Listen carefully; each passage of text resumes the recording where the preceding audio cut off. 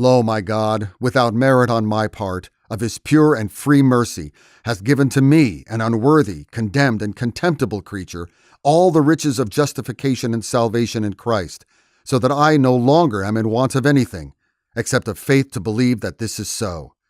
For such a Father, then, who has overwhelmed me with these inestimable riches of his, why should I not freely, cheerfully, and with my whole heart, and from voluntary zeal, do all that I know will be pleasing to him and acceptable in his sight?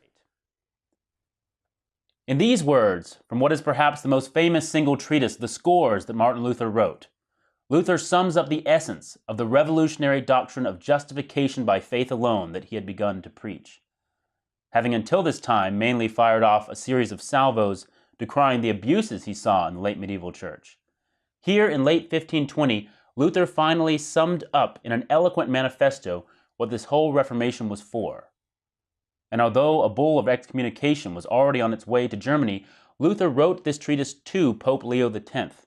hoping to persuade him of the simple gospel spirit animating his protests. And indeed, radical the work may be, but no more so than the gospel itself,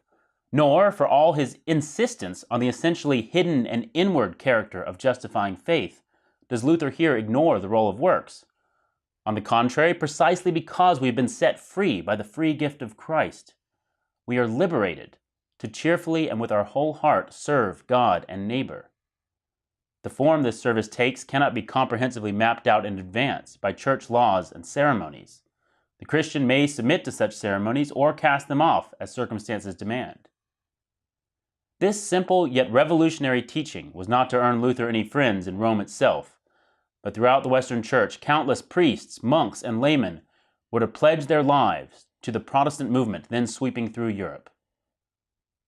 To learn more about this classic treatise and its historical context, check out our Reformation Reader coming out just in time for the 500th anniversary of the Protestant Reformation.